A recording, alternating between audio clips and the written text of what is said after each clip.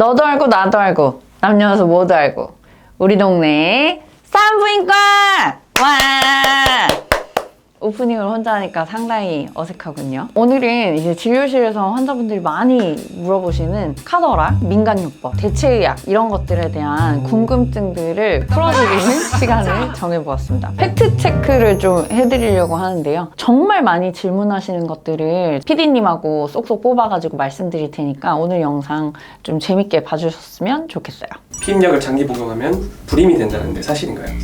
X죠. 피임약을 장기 복용하면 불임이 되지 않습니다. 피임약을 장기 복용하는 거에 있어서 환자분들이 제일 많이 간과하시는 게 내가 나이를 먹는다는 거죠. 나이 먹는 것 때문에 임신이 잘 안 될 수는 있겠지만 피임약을 먹었다고 해서 임신이 안 되는 건 아닙니다. 만약에 피임약을 장기 복용했기 때문에 임신이 안 된다면 피임약을 뭐 5년 드신 분은 향후에는 피임을 안 해도 되는 되게 편한 장점이 있는 거겠죠? 그렇지 않잖아요. 피임약을 장기간 드신다고 해도 불임이 되거나 뭐 난임이 되거나 그런 일은 없습니다. 대신 나이를 먹는다는 거 절대 잊지 마시고 임신을 원하시는 분들은 적절한 타이밍에 계획해서 임신을 하시면 좋을 것 같습니다.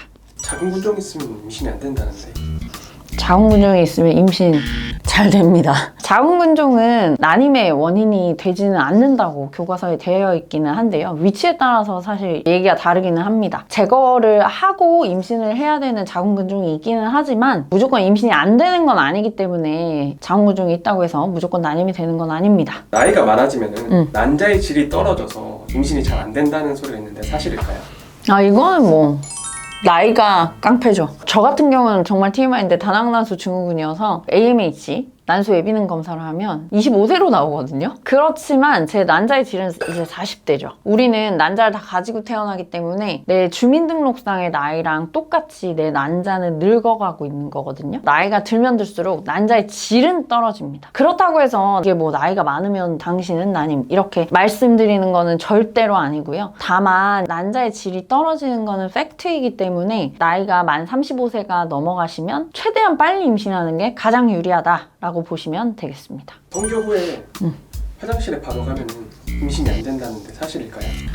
아닙니다. 사실 관계하자마자 바로 막 다다다 뛰어가는 거를 권해드리진 않지만 화장실에 가는 거를 추천드리긴 하거든요. 방광염 예방을 위해서. 정액에 정자 자체가 굉장히 많이 들어있기도 하고 화장실 가서 소변을 본다고 해서 우르르 다 빠져나오는 것도 아니고요. 억지로 막 씻어내거나 그런 행위를 우리가 또 임신을 원하는 상태에서 하는 건 아니기 때문에 화장실에 간다고 해서 임신이 안 되는 건 아니니까 괜히 뭐 물구나무 서기를 하거나 하지 마시고 또 화장실 안 가서 방광염 걸리거나 그러지 마시고 화장실 편안하게 다녀오셔도 됩니다. 후굴자궁이면 임신이 안 된다는 썰이 있더라고요. 네. 어떻게 생각하시는지? 저 후굴자궁에 대해서 진짜 할 말이 많은데 후굴자궁이면 임신이 잘 안 된다.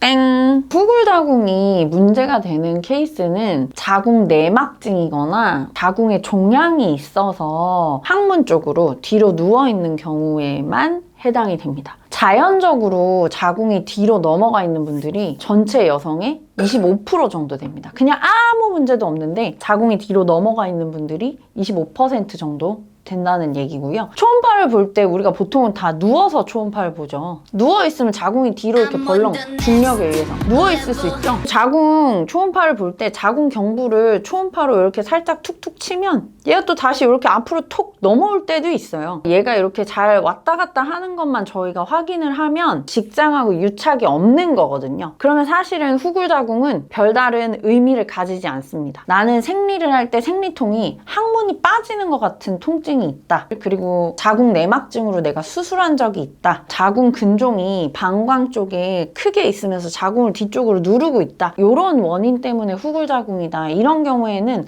임신하고 원인이 있을 수도 있고 생리통과 연관이 있을 수는 있겠죠. 근데 아무런 연관이 없는 후굴자궁은 크게 의미가 없고 임신하고도 연관이 없다고 보시면 되겠습니다. 임신 중에 관계해도 되나요?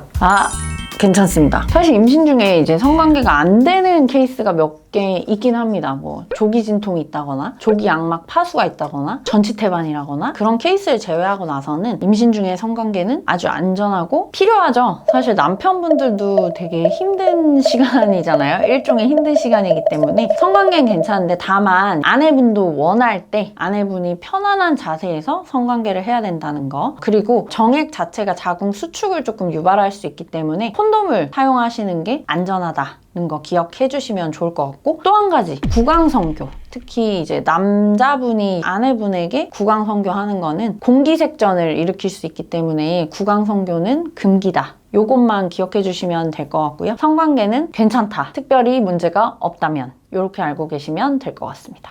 임신 중에 치과 치료를 받으면 안 된다고 하는데 사실일까요? 아닙니다. 임신 중에 치과 치료가 필요하다면 치과 치료를 하시는 게 좋습니다. 정말 사랑니가 부어서 너무 아프다거나 통증이 심하다거나 뭐 신경 치료를 반드시 해야 되는 상황이다. 치과 치료를 하셔도 되고요. 다만 치과 선생님께 나는 임산부다 라는 얘기를 반드시 해주시는 게 항생제라든지 진통소염제를 선택하실 때 편리한 점이 있겠죠. 진통 해열제 중에 타이레놀을 선택해서 아마 처방을 해주실 거고요. 보통 저희가 치과 치료할 때 쓰는 이제 국소 마취제들은 임신 중에 사용을 하셔도 크게 문제가 되지 않기 때문에 치과 치료를 하셔도 되는데, 굳이 임신 중에 하지 않아도 되는 것들, 뭐 스케일링 몇 달 미룬다고 문제 되지 않잖아요. 굳이 권해드리진 않지만 치통이 심하다거나 사랑니 때문에 통증이 심한 경우에는 치과 치료 충분히 받으셔도 됩니다. 임신 중에 혈분 보충제 복용 필수인가요? 필수입니다. 태아에게도 필요하고 산모 몸에도 필요한 양이 있거든요. 사실 저 같은 경우에는 못 먹었어요. 저는 빈혈이 상당히 심했는데 못 먹었습니다. 왜냐면 저는 변비가 너무 심해져가지고 저는 먹을 때 피 비린내가 나가지고 되게 싫어했거든요. 근데 권정은 선생님은 복숭아 맛이 난다며 굉장히 좋아하시면서 맛있게 쪽쪽 빨아서 잘 드셨는데, 저는 그 액상을 먹어도 변비가 되게 심해져가지고 정말 죽을 것 같더라고요. 의국 선생님들이 전부 다 너는 얼굴이 이렇게 허옇게 돼가지고 빈혈 심해서 어떡하려 그러니 많이 어지러웠고, 기립성 저혈압도 저는 원래 있는 편이라서 임신 기간 내내 조금 힘들긴 했는데 어쨌든 보충을 해주시는 게 좋습니다. 임신 중에 염색해도 되나요? 요거는 사실은 가운데인데요. 이게 연구를 할 수가 없고 연구된 바가 명확하게 없어요. 대규모 연구가 된다 안 된다라고 교과서에 실릴 정도가 되려면 수십만 명을 대상으로 이제 한 연구가 있어야 되는데, 아니 임산부를 수십만 명 염색을 쫙 시켜가지고 그분들이 낳은 아기들을 다 팔로우업을 해볼 수가 없잖아요. 윤리적인 연구가 아닐 수도 있기 때문에 그런 연구를 하지 않는데, 새치 있는 산모들 너무 스트레스 받아 하시면 아이들 기관 형성이 다 되고 기형 선별 검사라든지 다운 증후군 선별 검사 이런 것들이 다 끝나고 난 뒤에 16주에서 20주 정도 됐을 때 정하고 싶으시면 그때쯤 저희가 염색하시라고 말씀을 드리긴 하죠. 임산부라 그러면 최대한 두피에 안 닿게 천연 뭐 헤나 같은 걸로 염색을 하시라고 말씀드리고, 산모님들한테 정말 꼭 하셔야겠냐고. 가슴앓이라고 네? 임신 중에 가슴 통증, 아기의 머리카락이 많게 태어난다고? 네. 야, 이거는 완전 유전 아닐까요? 머리카락은 남편이나 내가 머리카락이 많으면 많게 태어나고, 이게 외형적인 거잖아요. 머리카락이 없는 집에서 많은 애가 태어나지 않을 거 아니에요. 이게 뭐 가슴이 빵빵해지고 아프다고 해가지고 머리숱이 많거나 그러지는 않습니다. 이거는 말도 안 되는 얘기예요. 가슴앓이 하는 이유가 뭐죠? 유선이 발달하니까요. 이제 모유 수유를 해야 되니까 가슴이 점점 커집니다. 수유하고 나면 굉장히 아쉽죠. 꺼지기만 하는 게 아니라 처지게 돼요. 임신하면 주근깨랑 기미가 심해지나요? 이건 맞습니다. 임신을 하게 되면 기미나 주근깨가 좀 많이 올라오죠. 색소 침착이 좀 심해집니다. 임신선이라고 해서 배 가운데 까만 선이 올라오기도 하고, 겨드랑이나 목, 얼굴 쪽에 색소 침착이 심해지기도 하고, 유두, 유륜 있는데, 그리고 회음부, 생식기 근처에도 색소 침착이 좀 심해지죠. 출산을 하고 나면 색소 침착이 좀 연해지긴 하지만 또 우리 수유를 하기 때문에 유륜 부분에 색소 침착은 연해지지는 않고요. 그리고 동양인 같은 경우에는 회음부 색소 침착도 그렇게 연해지지는 않는 것 같아요. 안타깝지만 기미나 전반적인 색소 침착들은 임신을 하면 조금 심해지는 편입니다. 선생님은 어떠셨어요? 저는 사실은 어릴 때 선크림 잘 안 바르고 다녀서 원래 주근깨가 좀 올라온 상태에서 임신해서 더 나빠지진 않았어요. 옛날 어르신들 말씀에 여자는 엉덩이가 좀 튼실해야 아기를 잘 낳는다고 하잖아요. 네. 이게 사실인가요? 아니죠. 왜냐면 환자들이 엉덩이가 크면 속골 속골반, 그러니까 골반도 되게 크다고 생각하는데 은근히 골반이 좋아 보이는 산모들이 난산이어서 응급제왕절개를 하는 경우가 있거든요. 내진을 해보면 이분은 생각보다 골반이 좁네 하는 분들이 있어요. 그리고 체구는 되게 작은데 힘 잘 주고 내진했는데 속골반은 또 좀 넓네 하는 분들도 있기 때문에 엉덩이가 크다고 해서 애를 잘 낳는 거는 또 아닌 것 같습니다. 상관은 없다고 봅니다. 그럼 키는 어떻게 생각하세요? 키가 크면은 출산을 잘한다. 이거는 과학적인 근거가 있지는 않은데요.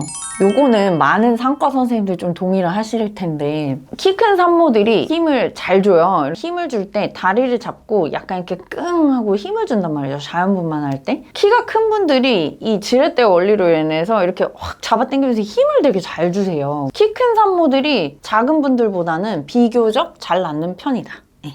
어르신들이 여자는 아랫배가 따뜻해야 된다고 그렇게 말씀하시는데 여성 건강이나 뭐 임신 출산에 관련이 있을까요? 관련이 없습니다. 우리는 변온동물 아니잖아요. 자궁은 내부에 있는 장기입니다. 자궁의 온도는 바뀔까요? 바뀌지 않습니다. 이 대표적인 되게 잘못된 상식 중에 하나인데요. 손발이 차가우면 임신이 잘 안 된다. 저 손발 되게 차갑거든요. 임신 굉장히 잘 됐습니다. 차가운 데 앉아있으면 임신이 잘 안 된다. 이런 얘기들을 하시는데 만약에 자궁의 온도가 바뀌면 저기 시베리아 벌판에 있는 엄청 추운 데 사는 분들은 전부 다 임신 아무도 못 하겠는데요. 내장 장기들은 온도가 그렇게 쉽게 바뀌지 않거든요. 아랫배를 따뜻하게 해주는 게 물론 도움이 될 때가 있습니다. 생리통이 심할 때는 핫팩을 아랫배에 대주는 게 도움이 됩니다. 근데 뭐 임신을 할 때 아랫배에 핫팩을 대주는 거는 사실은 오히려 도움이 안 될 수도 있습니다. 과하게 따뜻하게 해주는 거는 오히려 임신을 했을 때 초반에는 아기들 신경계 발달에는 뭔가 문제를 일으킬 수도 있기 때문에 아랫배를 과하게 따뜻하게 해주는 거는 크게 임신에 도움이 안 될 수도 있어요, 여러분. 내장 장기는 우리의 어떤 노력으로 온도를 올릴 수 없고 차가운 데 앉아있다고 해서 온도를 내릴 수도 없어요. 온도에 의해서 임신이 좌지우지 되지는 않는다. 출산 후에 몸을 따뜻하게 해야 산후풍이 안 걸린다. 사실일까요? 이거는 사실 X인데요. 이게 우리나라만 있는 문화 아닌가요? 아궁이 떼고 막 아랫목에 넣어놓고 저는 둘째를 9월 초에 낳았거든요. 제 산부인과 의사라는 거 안 밝히고 조리원에 들어갔는데 너무너무 더웠어요. 에어컨도 틀고 있고 막 양말 안 신고 막 뛰어댕기고 그랬거든요. 조리 원장님 계속 산모님 이리 오세요. 이래서 막 원래도 양말 잘 안 신고 다니는데 양말 신기고 이래서 제가 한 일주일 참다가 나중에는 저 사실 산부인과 의사인데 저 진짜 너무 더워가지고 죽을 것 같다고 저 그냥 내버려 두시면 안 돼요? 이렇게 정말 울면서 읍소해가지고 저를 내버려 두시기는 했거든요. 산후풍이라는 거는 의학적으로 교과서에 없습니다. 나이 들어서 고생한다 하는데 옛날 시절에는 아기 낳고도 바로 되게 힘든 일을 한다거나 농사일을 한다거나 뭐 이런 시절이 있었지만 뭐 요새는 뭐 그렇지는 않으니까요. 산후풍이라는 거는 우리나라에만 있는 개념이죠. 외국 환자들은 뭐 바로 아이스크림 주고 뭐 바로 찬물에 샤워시키고 저는 양치도 바로 했거든요. 사실 산후풍이라는 거는 의학적으로 없는 개념입니다. 걱정 안 하셔도 될 것 같아요. 양치는 뭔가요? 양치도 못하게 하잖아. 애 낳고 난 뒤 양치하면 이빨 몽창 빠진다고 뭐 못하게 하는 게 너무 많아요. 샤워도 못하게 하고 막 머리도 못 감게 하고 저는 찢어진 배를 부여잡고 이렇게 서가지고 머리만 이렇게 숙이고 머리도 감고 저는 다 했습니다. 양치하셔도 됩니다. 네. 폐경이 늦으면 건강하다는 증거인가요? 아니죠. 이건 그냥 타고나는 겁니다. 폐경 나이는 사실 평균적으로 만 47세에서 한 52세. 제 환자 중에는 되게 길게 하신 분들은 58세까지도 생리를 했다고 하시는데요. 꼭 건강하다는 증거는 아니고요. 물론 생리를 조금 길게 하신 분들이 피부 탄력이 조금 더 좋기도 하고 골다공증도 조금 덜 하기도 하고 살도 조금 덜 찌고 고지혈증, 고혈압, 혈관 건강 이런 것들에서도 에스트로겐이 보호 효과가 있기 때문에 장점이 있긴 하겠죠. 하지만 이제 생리를 또 너무 오래 하면 유방암이라든지 자궁 내막암이라든지 난소암에서는 또 고위험군이 되기 때문에 월경을 오래 하는 거, 초경이 빠르고 폐경이 늦은 거 뭐 이런 것들은 장점도 있고 단점도 있기 때문에 무조건 이게 건강하다는 증거는 아닙니다. 고환이 크면 임신도 시킨다. 이건 진짜 잘 모르겠어. 패스하자. 자, 오늘은 유사의학 맞는지 아닌지 헷갈리셨던 것들에 대해서 수다를 좀 떨어봤고요. 짧게 이제 팩트를 체크를 한번 해봤습니다. 궁금증이 좀 풀리셨는지 모르겠는데요. 다음에도 여러분들께서 궁금한 것들이 있으시면 짤막한 컨텐츠로 만들어 보도록 하겠습니다. 지금까지 우리 동네 산부인과였습니다. 와!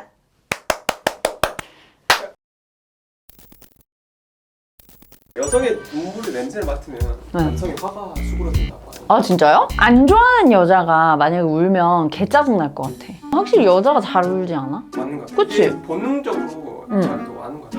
얘 화를 풀어야지 하고 우는 건 아니고, 그리고 가슴 만질래? 하면 바로 이제